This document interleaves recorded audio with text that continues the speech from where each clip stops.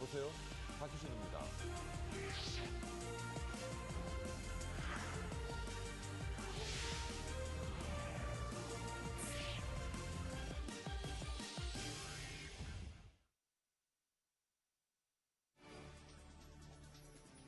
뉴욕 유럽 증시 주요 지수는 유럽중앙은행의 새로운 국채 매입 프로그램 합의 소식과 미국의 경제지표 호조로 다소 큰 폭으로 올랐습니다. 유럽중앙은행이 유로존의 재정위기 국가의 국채를 무제한 매입하기로 발표했습니다. 국제신용평가사 피치는 한국의 신용등급을 A+에서 AA-로 한 단계 올렸습니다.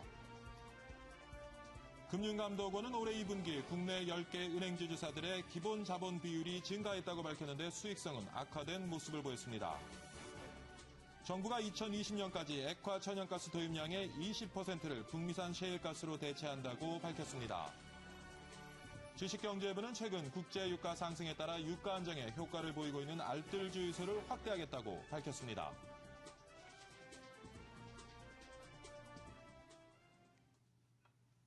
네, 시청자 여러분 안녕하십니까? 9월 7일 금요일 박희준의 여보세요. 2부 시작하도록 하겠습니다. 앞서 예고해드린 대로요. 2부에서 준비한 내용은 대기업 그리고 중소기업, 중소상인들의 업종 침해 논란 짚어보도록 하겠습니다. 최근 대형마트 업체 규제를 시작으로 대기업과 중소기업, 중소상인들 간의 상생 문제가 단연지금 이슈로 떠오르고 있습니다. 이 문제는 우리가 알고 있는 것보다 더 많이 그리고 더 자주 우리 사회 곳곳에서 대립각을 세우고 있는 것 같습니다. SK그룹이 중고시장에 진출해 영세 상인의 생존권을 위협하고 있다는 현장의 목소리도 들리고요.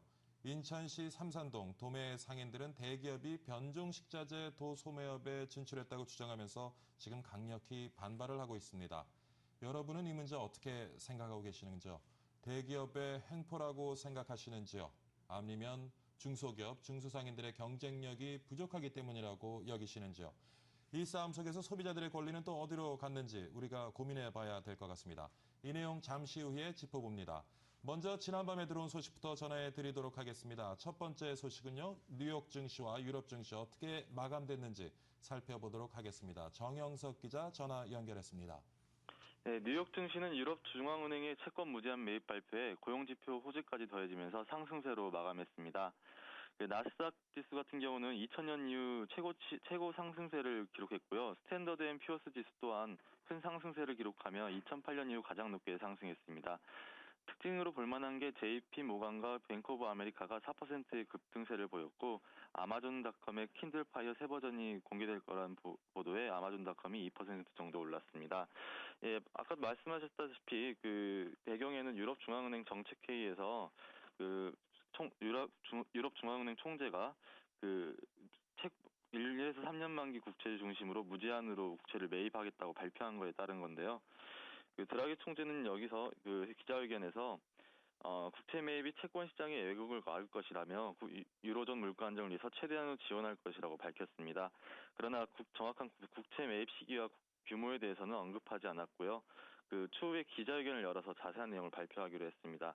이는 12일에 있을 독일 헌재 유럽재정 안정기금 헌법 소원 판결을 기다리는 것으로 보입니다. 그래서 자세한 내용은 12일 합헌 판결이 나야 알 수 있을 것 같습니다. 그리고 유럽 증시 같은 경우는 방금 말씀드린 그런 발표 때문에 크게 급등했는데요. 영국, 프랑스, 독일 지수 모두 3% 정도로 급상승했습니다. 특징으로 볼만한 게 세 나라 증시 모두 금융주와 원자재주와 급등세를 보였다는 건데요. 볼 수 있습니다. 그리고 말씀드릴 게 스페인하고 이탈리아 국채 금리가 떨어졌다는 겁니다. 스페인 10년 만기 국채 금리는 6.03%를 기록하면서 지난달 31일 6.8%까지 올랐던 것과 대조적으로 보였고요.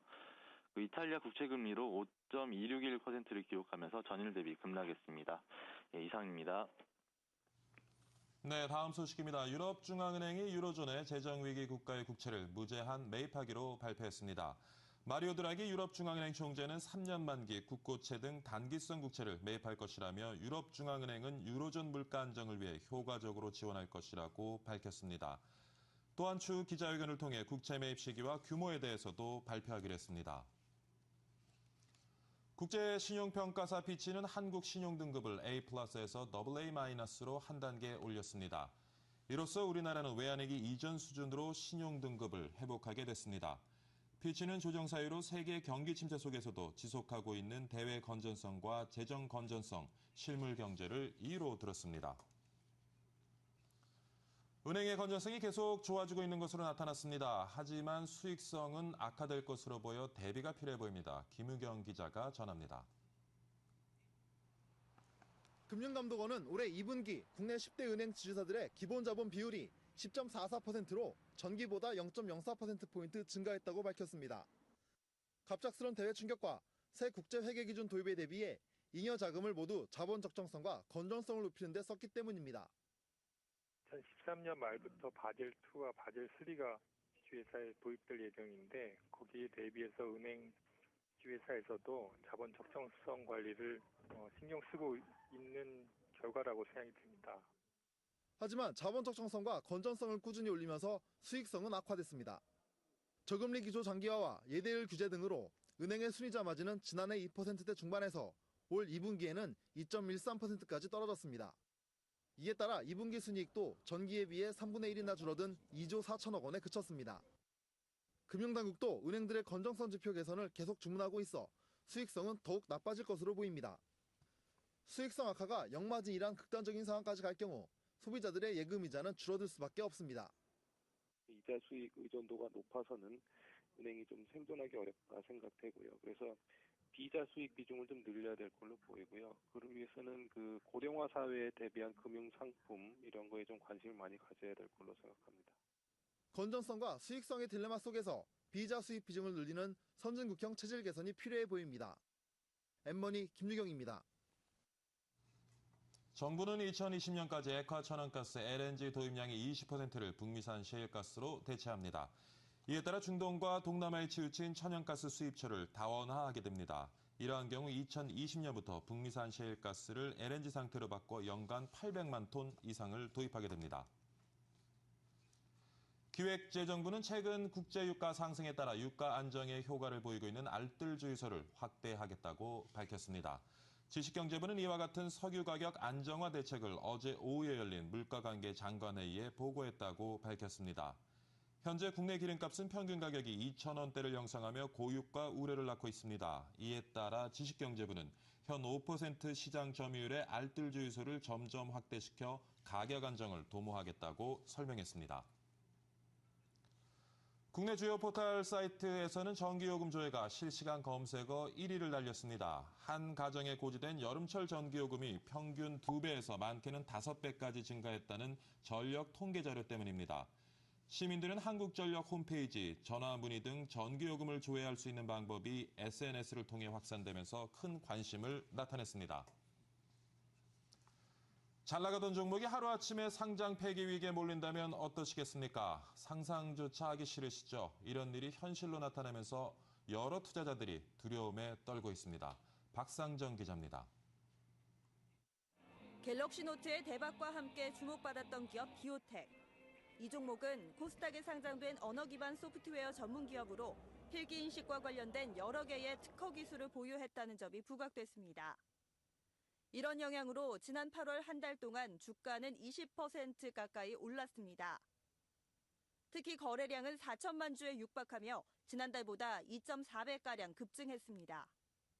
그런데 디오텍 직원이 횡령 혐의로 수사기관의 조사를 받고 있다는 소식이 전해지면서 갑작스럽게 거래가 정지됐습니다. 투자자들만 속이 타들어갑니다. 긍정적인 리포트를 내놨던 증권사들도 속수무책입니다. 제가 레프트를 사실 매수 추천도 안 했었어요. 회사 측하고 제가 연락이 안 되고 있습니다. 피해는 여기서 그치지 않습니다. 디오텍의 지분을 보유하고 있는 인프라웨어도 장중 하한가까지 밀리기도 했습니다. 올해 코스닥 시장에서 상장 폐지된 종목은 무려 32곳이나 됩니다. 4개월여 만에 힘겹게 500선을 넘은 코스닥에 걸림돌이 되지 않을까 우려됩니다. 엠머니 박상정입니다. 네, 지상파 방송 3사는 6일 서울중앙지법의 티브로드, 현대, HCN, CNB 등 복수 종합유선 방송 사업자의 신규 가입자에 대한 디지털 지상파 방송 재송신 금지 가처분 신청을 했습니다. 그동안 재송신 대가를 두고 케이블, MSO와 지상파 방송 3사가 입장 차이를 좁히지 못했기 때문입니다. 지상파 3사는 재송신 금액으로 IPTV와 동일한 가입자당 요금 280원을 요구했지만 케이블 MSO는 280원 이하를 주장했습니다.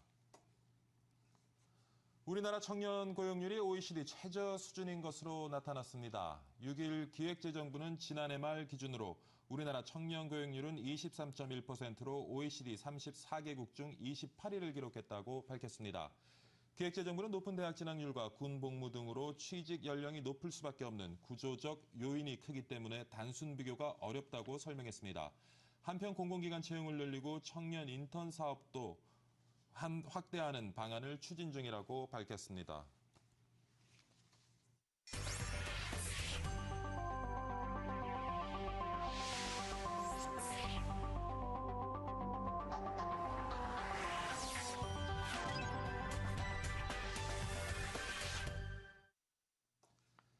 네, 앞서 말씀드린 대기업의 중소기업 침해 논란에 대해 이야기를 나눠보도록 하겠습니다. 우리나라 대기업 계열사들을 1년에 3개씩 늘려온 것으로 나타났는데요. 그런데 이 과정에서 중소기업 그리고 중소상인들의 분야를 침해하는 경우도 적지 않기 때문에 지금 많은 문제가 되고 있습니다.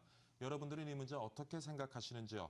먼저 중소상인, 중소업체들의 현장 목소리부터 좀 들어보도록 하겠습니다. 대기업 자동차 매매 시장 진출 저지위원회 저지위원장이자 광주 자동차 매매 조합장이신 최영범 조합장을 전화 연결해 보겠습니다. 안녕하십니까, 조합장님? 예, 안녕하십니까. 네, 반갑습니다. 이런 시간 전화 연결 감사드리고요. 예. 대기업 자동차 매매 시장 진출 저지위원회를 발족하셨다고 하는데 지금 자동차 업계, 특히 이제 중고자동차 업계 어떤 속사정이 있습니까? 예, 그렇습니다. SK가 저희들이 2000년도에 예, 저희들 매매업에 진출을 한다고 해서 저희들이 이제 전국 회원사들이 여의도에서 집회를 냈습니다. 예, 그래서 2000년도에 어떤 협의각서가 나왔는데요. 소매업에 진출하지 않겠다는 약속을 어기고 소매업에 진출했을 뿐더러 막대한 자금을 가지고 압박하고 있는 형태입니다. 네. 그렇다면 지금 거래량은 어느 정도 줄어들고 있나요? 저희들 시장이 한 10% 정도를 점유하고 있습니다. 그러면 이제 SK가 중고차 시장에 들어오면은 한 10% 정도의 점유율은 잃고 시작한다고 봐야 되겠군요. 그렇죠. 네, SK 입장은 뭐 중고차 시장에서 SK 엔카의 점유율은 1%대이기 때문에 뭐 그러니까 1%라고 하면 4천억 원대 매출입니다. 이 부분에 네. 대해서 뭐 크게 문제가 될 것이 없다 하는 입장인데 이 부분에 대해서는 어떻게 보시는지요? 문제가 될 것은 없다고 하는데 얘네들의 판매 방식이 지금 현재 대기업 마트하고 연대한다든가 또 대기업 자동차 신차 영업사원들하고 이렇게 연대해서 이 독과점으로 물건을 매집하고 있습니다. 예, 그런 부분에 대해서 저희들은 사실 어떤 한계성이 있습니다. 영세상인들이라 자금의 한계성이 있기 때문에 예. 저희들은 어떤 어려움을 느끼고 있습니다. 근데 영세 상인 뭐 그래서 좀 소비자 입장에서는 말이죠. 소비자가 이제 중고차를 사게 되면은 중고차를 살 때 좀 불안함이 있단 말이죠. 그래서 네, 이제 그렇습니다. 사실은 지금까지 또 굉장히 좋지 않은 뭐 일들도 많이 있었고요. 그래서 소비자 권익을 보호한다는 입장에서는 뭐 SK가 최초로 자동차 성능 점검 기록부도 도입하고 여러 가지 노력도 기울이고 그러니까 조금 더 시장에서 소비자들한테 신뢰를 주는 부분이 있는데 이 부분은 오해가 어떻게 있습니다. 생각하세요? 그 성능점검 기록부는 국토해양부에서 국가가 하는 사업이고요. 예, 국가가 주도했던 사업이고 또 저희들이 사실 90% 정도의 시장을 차지하고 있기 때문에 예, 인원이 많습니다. 그렇기 때문에 일부 어떤 잘못된 어떤 보도가 나가는 경우도 있는데 저희들 업소에서 한 90%의 어떤 매매 상인들은 굉장히 정직하게 장사를 하고 있습니다. 네, 아울러서 이제 저희들도 그 국토해양부에서 발행한 사원증이 있습니다. 예, 그 사원증을 100% 장착하게끔 해서 자체 정화 활동을 하고 있고 또 이제 5대 광역시가 추측이 돼가지고 부산에 가면 부산카, 대구에 가면 대구카, 예. 광주에 오시면 광주카가 있습니다. 예. 거기로 직접 들어오시면 소비자들이 안심하고 실질적 차량 소유자랑 거래하시고 품질이나 AS 모든 부분을 보장받으실 수 있습니다. 네.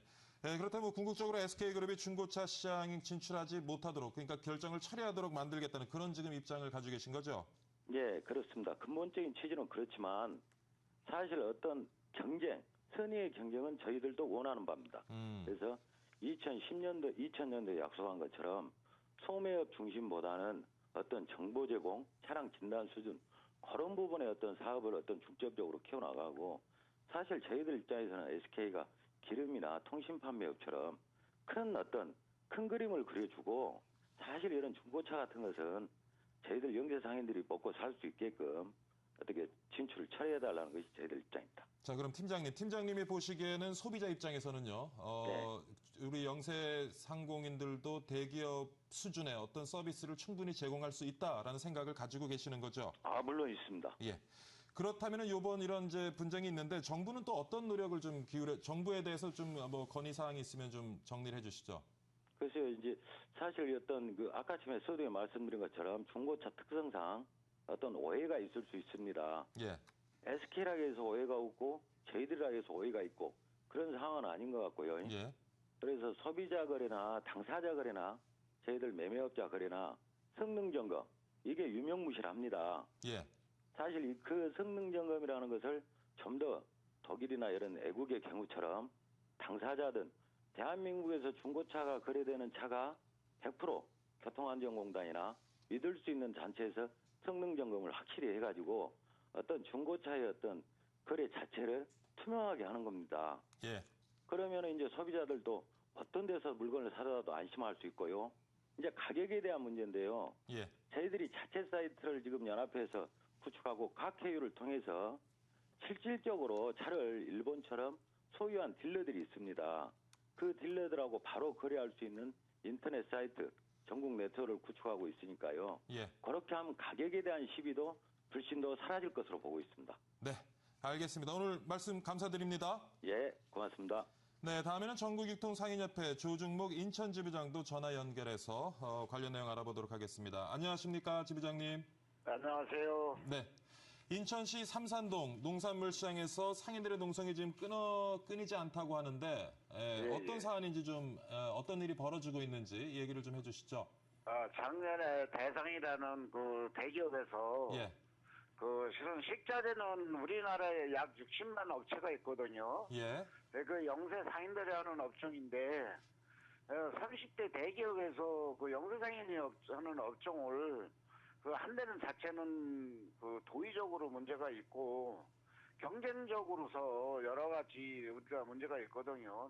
나라에서 혜택을 받을 적에 대기업들은 이자도 싸게 하고 있는데 우리 실제 중소상인들은 제2금융권을 많이 사용을 하거든요. 그러니까 금리적으로나 여러 가지로 많은 문제가 있고 예. 또 이 대기업에서 하는 행위는 어떤 행위냐면 시장을 장악하기 하기 전에는 그 회사에서 생산하는 그 공가 이하로 판매를 하고 있습니다. 예. 네, 소비자들이 볼 때는 공가 이하로 판매를 하면은 이익이겠죠, 그죠? 예. 예.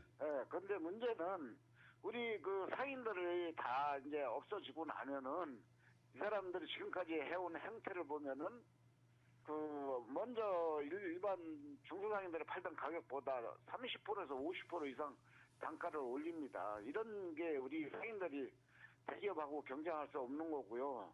두 번째로 식자재를 대상만 하는 게 아닙니다. 다른 업체에서도 하는데 시장에서 하지 않고 시장에서 좀 이게 거리가 떨어져 있는데 이 삼산 시장이라는 데는 한 50개 업체 거기 일하는 종사자가 한 300명 되거든요. 예. 이 사람들의 생활권이 지금 문제가 돼가지고 굉장히 어렵습니다. 알겠습니다. 중소기업청도 지금 1년 넘게 사업 조정을 했다고 하는데 지금 별 성과가 없이 끝났다면서요? 그냥 끝난 건 아니고요. 예. 이게 사업조정 신청돼서 이게 정지가 돼 있는 상태에서 예. 대상 베스트코가 그걸 할 수 없으니까 예. 자치사장을 내가지고 지금 불법을 자행하고 있어요. 근데 우리들이 이제 조그만 상인들이 법을 잘 모르지 않습니까? 장사만 하고 그랬기 때문에. 예. 그래서 우리가 조금만 적으면 관련 구청이나 경찰서에 고발을 해가지고 굉장히 우리들이 전과자로 이렇게 만들어지고 있고. 네, 근데 지부장님, 근데 지난달 말에요. 검찰 고발에서 이제 고발이 취소가 됐단 말이죠. 이제 이유가 이제 증거가 불충분하다라는 게 이유였는데. 여기에 대해서 어떻게 생각하십니까? 실제로 말씀하신 대기업 소유가 좀 아닐 수도 있다라는 생각은 안 해보셨는지요? 대기업 소유가 알 수가 없는 게 그 백인식자재 이영식이라는 사람이 예. 자기 재산이 2억도 안 되는 사람입니다. 네. 예, 근데 우리가 통상적으로 생각해서 35억에서 40억짜리 사업을 할 수 있겠나 생각을 한번 해보십시오, 객관적으로. 그리고 이제 우리나라 지금 저도 이제 그 영업소를 하고 있지만, 예. 단 5천만 원만 넣어도 담보가 없으면 물건을 안 주는데, 예. 35억에서 40억 정도의 그 2억을 가지고 사업을 할 수 있는 이건 형태가 아니거든요. 누가 봐도 이거는 대기업의 바지입니다. 네. 지 부장님, 그렇다면은 만약에 진출을 하게 되면은 상인들의 받게 될 타격이 얼마나 클까요? 지금 현재 장사를 원활하게 하지는 못하고 있거든요. 예. 그런데 실제 이제 이 대전에서도 이제 우리와 비슷한 게 있습니다. 그 대전의 오정시장 주변에 약 30% 상인들이 없어졌고요. 예.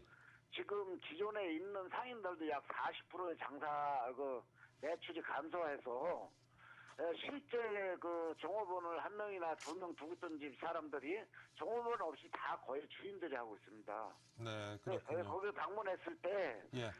지금 거기 그 대전 같은 경우 어떤 상황이 벌어지냐면 장사를 안 할 수도 없고 가게를 비워놓으면 재산권이 가게를 비워놓으면 가게값이 떨어지고 그러니까. 예. 어쩔 수 없이 나와서 가게를 지키고 있는 그런 상황입니다. 자, 지 부장님, 그렇다면은 조금 정부에 대해서 요구하고 싶은 부분, 정부가 어떤 노력을 좀 기울여줬으면 하고 바라시는지요? 이거를 이제 저희들이 국회에다가도 이렇게 좀 의원님들한테 이제 이렇게 부탁을 해놨는데 이걸 법으로 예. 우리 영세 상인들이 할 수 있는 업종은 법으로 좀 제한을 좀 해줬으면 좋겠습니다. 예. 오늘 잘 들었고요. 전국유통상인협회 조정목 인천 지부장님과 함께 지금 이제 인천시 삼산동 농산물시장에서 벌어지고 있는 대기업과 소상공인 간의 분쟁에 대해서 알아봤습니다. 오늘 아침 시간 전화 연결 감사드립니다. 네, 고맙습니다. 네. 이렇게 이제 현장의 목소리를 들어봤는데요. 중소상인, 중소기업과 대기업의 균형 성장, 무성한 말보다는 좀 실천이 우선시 돼야 될 것 같습니다. 참 요즘 뭐 상생 얘기 많이 하고 하는데 실제 현장에서 보면 우리가 얘기하고 있는 것과는 좀 거리가 먼 일들이 많이 있는 것 같습니다. 이 부분에 대해 관련해서요. 전문가와 함께 말씀 나눠보도록 하겠습니다. 이 시간에는 한국유통학회장도 지내셨죠. 한양대 경영학부의 한상민 교수 전화 연결합니다. 안녕하십니까 교수님. 네, 안녕하세요. 네, 이런 시간에 전화 연결 감사드리고요. 대기업이 중소상인 혹은 중소기업의 영역을 침해한다는 지금 내용을 가지고 중소상인들의 목소리를 우리가 들어봤습니다. 대표적으로는 유통, 자동차 시작 쪽 현장 목소리를 들어봤는데 이 부분 외에도 뭐 대기업 계열사 상당수가 중소기업 영업 분야를 침해하고 있다고 하는데 지금 어느 정도 상황인지요? 네, 뭐 지금까지 대기업들이 중소기업의 사업 영역을 침해하고 있다고 논란이 되어 왔던 분야는 그 기업형 슈퍼마켓, 즉 SSM과 같은 유통 분야라든지 예. MRO라고 하는 소모성 자재 시장, 뭐 자동차 수리업, 제빵, 분식 등 다양한 분야에 걸쳐 있습니다. 네, 그렇군요. 중소기업에서는 뭐 그것이 이제 대기업의 횡포고 문어발식 영업 확장이다라는 그런 입장을 가지고 있는 것 같고요. 대기업은 소비자 권익이 먼저다라는 논리를 지금 펴고 있습니다. 뭐 이쪽 얘기 듣다 보면 또 이쪽 얘기가 맞는 것 같기도 하고 저쪽 얘기 들어보면 또 저쪽 얘기가 맞는 것 같기도 하고요. 교수님께서는 어떻게 보고 계시는지 이 두 관점을요? 네, 무엇보다도 국가 산업의 기반이 되고 그 서민 경제의 근간이 되고 있는 중소기업을 육성하고 성장시켜야 하는 것은 분명한 사실입니다. 예. 그렇지만 대기업과 중소기업은 일종의 산업의 생태계라는 측면에서 공존할 수밖에 없는 것이 현실입니다. 네. 따로따로 자기만의 영역이 있기는 어렵다라는 거죠. 예. 또 지난번 대형마트의 그 일요일 영업 규제가 소비자들에게 불편과 혼란을 주었듯이 무엇보다도 중요한 소비자의 권익이 우선적으로 고려돼야 하는 점이 있습니다. 즉 대기업의 불공정 거래 같은 문제는 제재와 조정, 자유를 통해서 바로잡는 노력이 있어야 되겠지만 그렇다고 대기업과 중소기업의 사업 영역을 일종의 흑백 논리로 무 자르듯이 자르는 것은 교수님은 지금 뭐 중소기업 업종을 이렇게 어떤 법적인 테두리를 가지고 정의하기는 곤란하다 하는 말씀을 하시는 거죠? 그렇죠. 그런 어떤 그 지나친 시각 이런 것들은 또 다른 부작용을 유발시킬 수 있다고 생각을 합니다. 그렇다면 교수님 사실은 근데 그 얘기도 어떤 시장 경제에서 맞는 얘기긴 한데요. 이렇게 이제 대기업들이 자꾸 영세 상인들의 어떤 그 영역을 갖다가 침해함으로 해서 굉장히 그 경제적으로 좀 어려운 취약계층이 계속 더 만들어질 수 있는 그런 여지가 있는데 그 부분은 그럼 어떤 식으로 우리가 조금 바로 잡아 나가야 될지요? 네, 그러니까 참 어려운 문제죠? 어려운 문제입니다. 예. 그 대기업과 같이 살아가고 있는 소위 말하는 협력업체라든지 중소기업들이 수없이 많습니다. 예. 이들은 대기업과의 거래를 통해서 기술력을 축적하고 마케팅 역량을 배워나갑니다.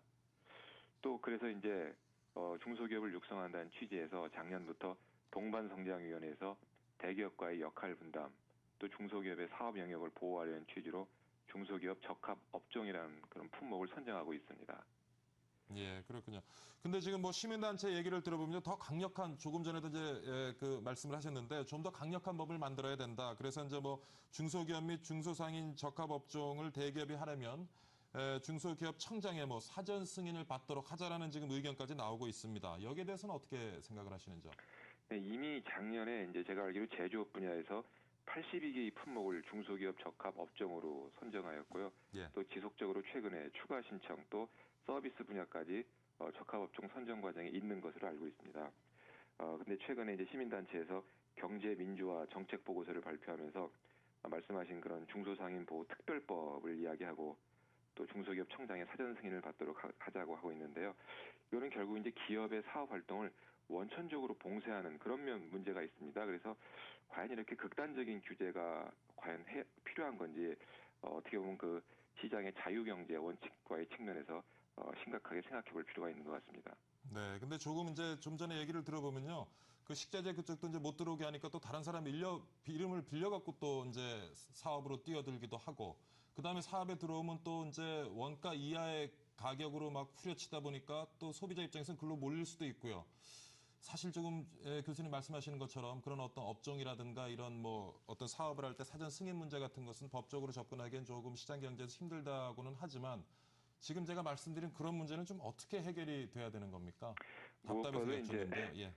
그동안 그 대기업들의 불공정 거래 문제가 있었던 것이 사실입니다. 그래서 어떻게 보면 이제는 대기업들의 그 의식의 전환이 우선적으로 필요하다고 생각합니다. 또 그동안 대기업들도 최근에 여러 일련의 사태를 통해서 많은 학습 효과가 생겼다고 저는 생각을 합니다.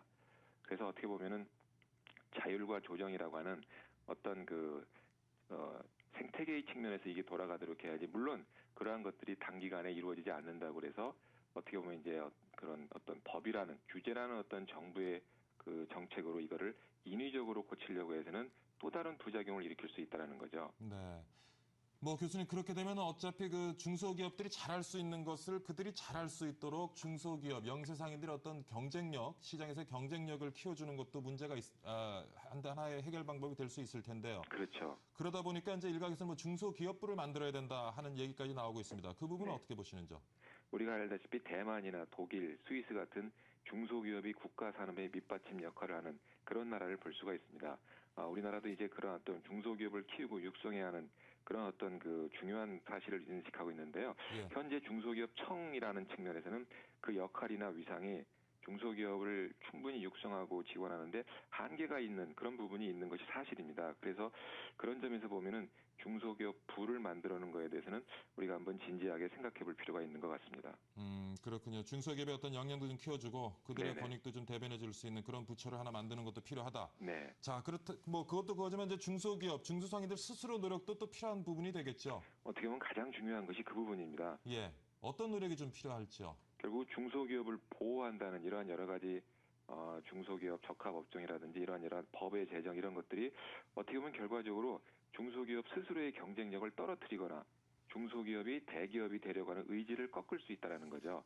그래서 중소기업 스스로 어떤 경쟁력을 키우고 자생력을 키우는 게 중요한데 이제 그런 면에서 보면은 여러 가지 기술력이라든지 특히 마케팅 역량이라든지 또 무엇보다도 소비자들이 찾게 만들 수 있는 거 이런 것들에 대한 스스로의 노력이 필요한 것이 사실입니다. 네.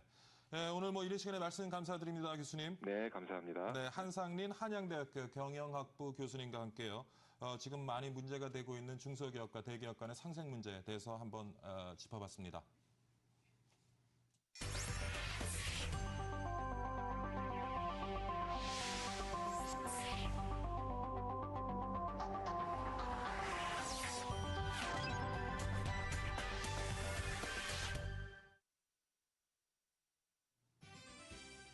유럽중앙은행이 유로존의 재정위기 국가의 국채를 무제한 매입하기로 발표했습니다.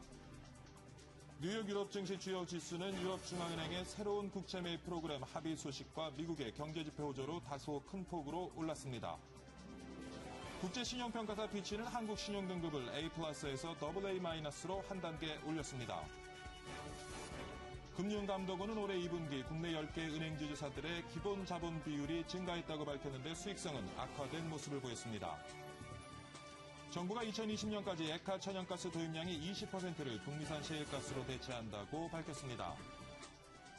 지식경제부는 최근 국제 유가 상승에 따라 유가 안정에 효과를 보이고 있는 알뜰 주유소를 확대하겠다고 밝혔습니다.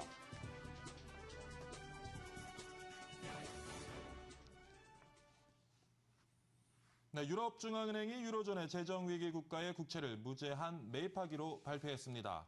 마리오 드라기 유럽중앙은행 총재는 3년 만기 국고채 등 단기성 국채를 매입할 것이라며 유럽중앙은행은 유로존 물가 안정을 위해 효과적으로 지원할 것이라고 밝혔습니다. 또한 추후 기자회견을 통해 국채 매입 시기와 규모에 대해서 발표하기로 했습니다. 마리오 드라기 유럽중앙은행 총재는 정례 정책 회의 후 기자회견에서 국채 매입을 발표했습니다.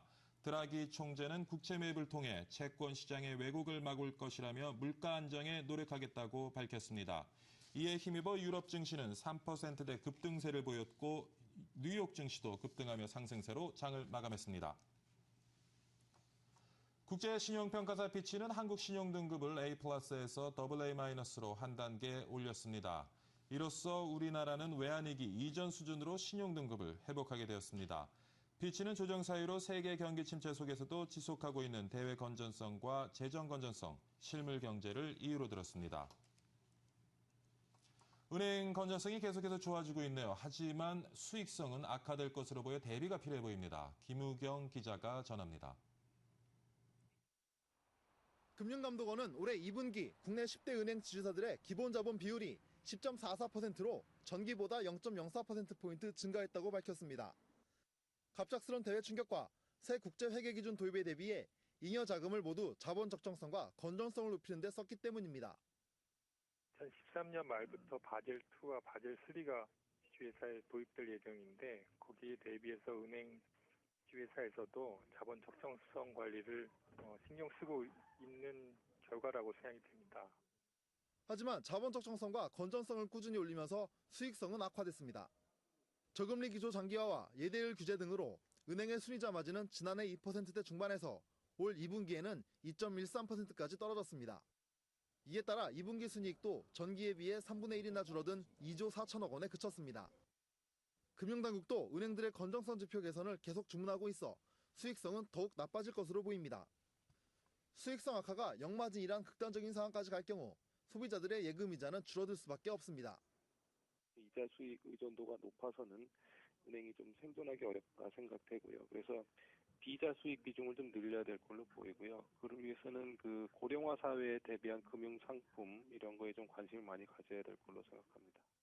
건전성과 수익성의 딜레마 속에서 비자 수익 비중을 늘리는 선진국형 체질 개선이 필요해 보입니다. 엠머니 김유경입니다. 네, 정부는 2020년까지 액화 천연가스 LNG 도입량의 20%를 북미산 셰일가스로 대체합니다. 이에 따라 중동과 동남아에 치우친 천연가스 수입처를 다원하게 됩니다. 이러한 경우 2020년부터 북미산 셰일가스를 LNG 상태로 바꿔 연간 80만 톤 이상을 도입하게 됩니다. 네, 지식경제부는 최근 국제 유가 상승에 따라 유가 안정에 효과를 보이고 있는 알뜰 주유소를 확대하겠다고 밝혔습니다. 지식경제부는 이와 같은 석유 가격 안정화 대책을 어제 오후에 열린 물가관계 장관회의에 보고했다고 밝혔습니다. 현재 국내 기름값은 평균 가격이 2,000원대를 형성하며 고유가 우려를 낳고 있습니다. 이에 따라 지식경제부는 현 5% 시장 점유율의 알뜰 주유소를 점점 확대시켜 가격 안정을 도모하겠다고 설명했습니다. 국내 주요 포털 사이트에서는 전기요금 조회가 실시간 검색어 1위를 달렸습니다. 각 가정에 고지된 여름철 전기요금이 평균 2배, 많게는 5배까지 증가했다는 전력 통계 자료 때문입니다. 시민들은 한국전력 홈페이지, 전화 문의 등 전기요금을 조회할 수 있는 방법이 SNS를 통해 확산되면서 큰 관심을 나타냈습니다. 잘 나가던 종목이 하루아침에 상장 폐기에 몰리다면 어떨까요? 상상조차 하기 싫으실 텐데요. 이런 일이 현실로 나타나면서 여러 투자자들이 두려움에 떨고 있습니다. 박상정 기자가 전합니다. 갤럭시 노트의 대박과 함께 주목받았던 기업 비오텍. 이 종목은 코스닥에 상장된 언어 기반 소프트웨어 전문 기업으로 필기 인식과 관련된 여러 개의 특허 기술을 보유했다는 점이 부각됐습니다. 이런 영향으로 지난 8월 한 달 동안 주가는 20% 가까이 올랐습니다. 특히 거래량은 4천만 주에 육박하며 지난달보다 2.4배가량 급증했습니다. 그런데 디오텍 직원이 횡령 혐의로 수사기관의 조사를 받고 있다는 소식이 전해지면서 갑작스럽게 거래가 정지됐습니다. 투자자들만 속이 타들어갑니다. 긍정적인 리포트를 내놨던 증권사들도 속수무책입니다. 주가 레프트를 사실 매수 추천도 안 했었어요. 회사 측하고 제가 연락이 안 되고 있습니다. 피해는 여기서 그치지 않습니다. 디오텍의 지분을 보유하고 있는 인프라웨어도 장중 하한가까지 밀리기도 했습니다. 올해 코스닥 시장에서 상장 폐지된 종목은 무려 32곳이나 됩니다. 4개월여 만에 힘겹게 500선을 넘은 코스닥에 걸림돌이 되지 않을까 우려됩니다. 엠머니 박상정입니다.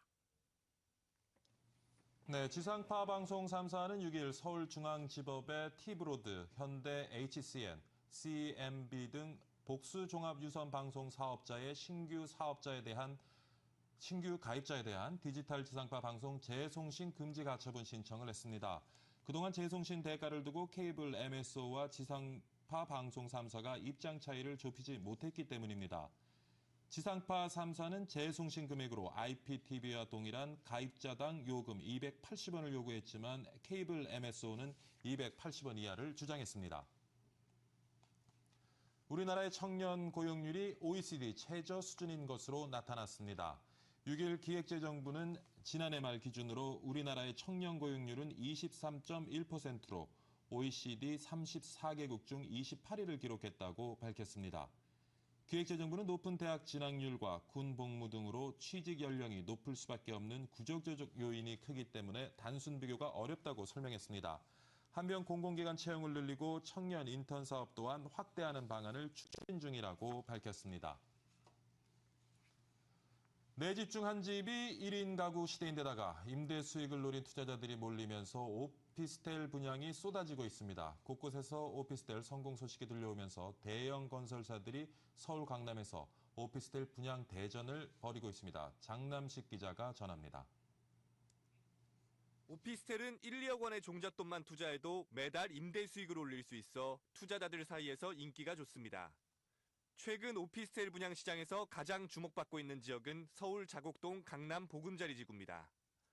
강남구에 얼마 남지 않은 미개발 지역으로 2015년 KTX 수서역 개통 등 개발 호재가 많기 때문입니다. 이달 10일 대우건설을 시작으로 현대, 포스코, 신영 등 다음 달까지 4개 건설사가 모두 2천여 실의 오피스텔을 강남 보금자리 지구에서 공급합니다. 보금자리 지구는 토지 공급 가격이 싸 분양가도 저렴한 편입니다.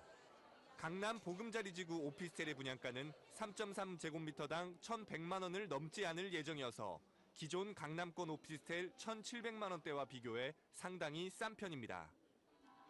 하지만 단기적으로 공급 과잉에 따른 임대 수요 부족을 겪을 가능성이 크다는 분석도 제기되고 있습니다.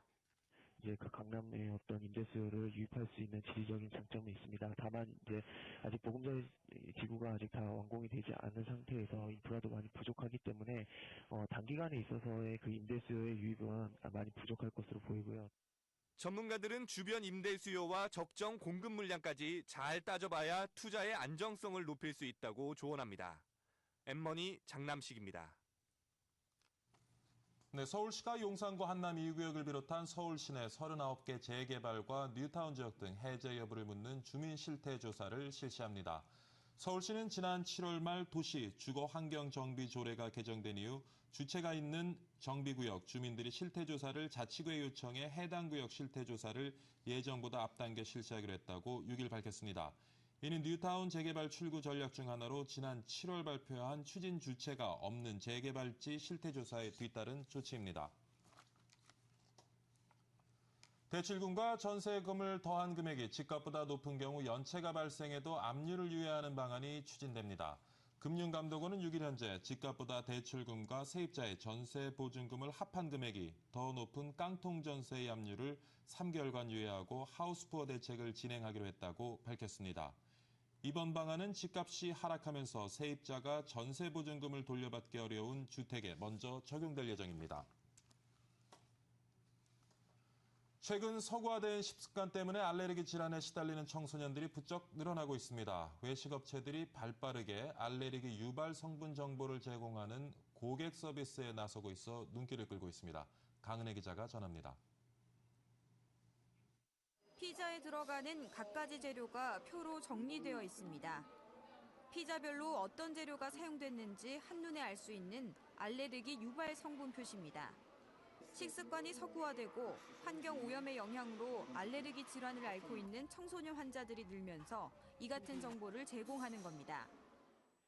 법적 의무사항은 아니지만 피자는 국민 대표 간식 중에 하나이기 때문에 포장되고 있는 일반 빵이나 과자류와 같이 고객에게 알러지 정보를 제공하는 것이 당연하다고 판단되었기 때문에 실시하고 있습니다. 현재 알레르기 유발 성분 표시는 대형마트나 유통업체에 납품되는 가공식품 업체들로 한정돼 있습니다. 접객업으로 분류된 피자 업체들에게 알레르기 유발 성분 표시는 의무사항이 아니지만 소비자들을 위한 정보 제공 서비스입니다. 이 같은 움직임은 패스트푸드 등 다른 외식업체들로까지 확대될 조짐을 보이고 있습니다.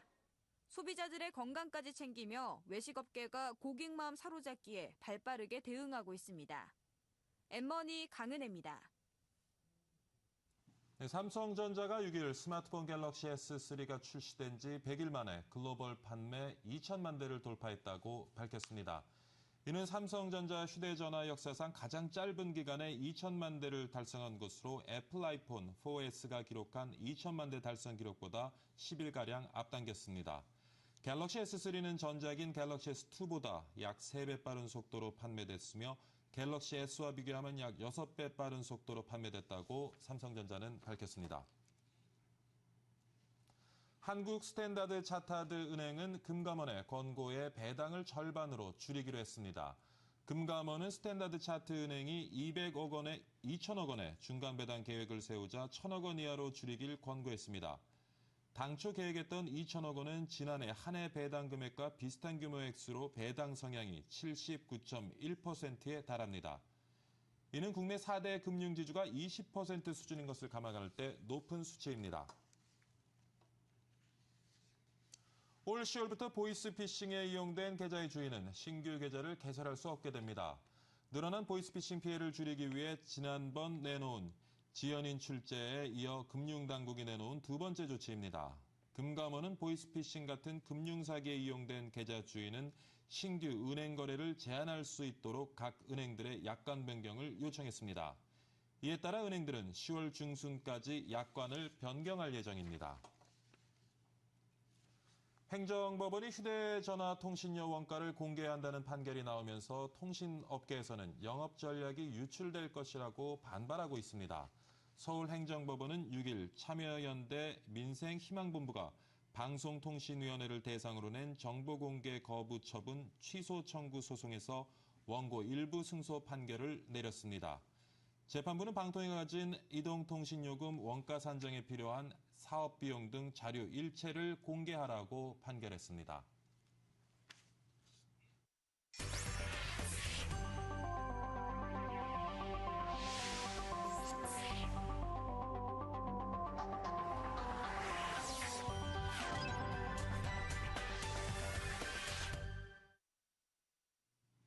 네, 박진혜 여보세요. 1부, 2부 모두 마치도록 하겠습니다. 오늘 2부에서 상생에 대한 얘기 나눠봤죠. 진정한 상생은 우리 주변을 돌아볼 때 이루어지는 것이 아닌가 싶습니다. 이번 주말은 좀 더 자신을 돌아보고요. 주위와 공감할 수 있는 그런 시간 가지면 어떨까 생각이 됩니다. 박희준의 여보세요. 이번 주 첫 방송했는데요. 일주일이 어떻게 지나간지도 모르겠습니다. 다음 주에는 좀 더 열심히 준비해서요. 알찬 소식을 가지고 여러분들을 찾아뵙도록 하겠습니다. 감사합니다. 그리고 주말 잘 지내시고요. 다음 주에 찾아뵙도록 하겠습니다. 감사합니다.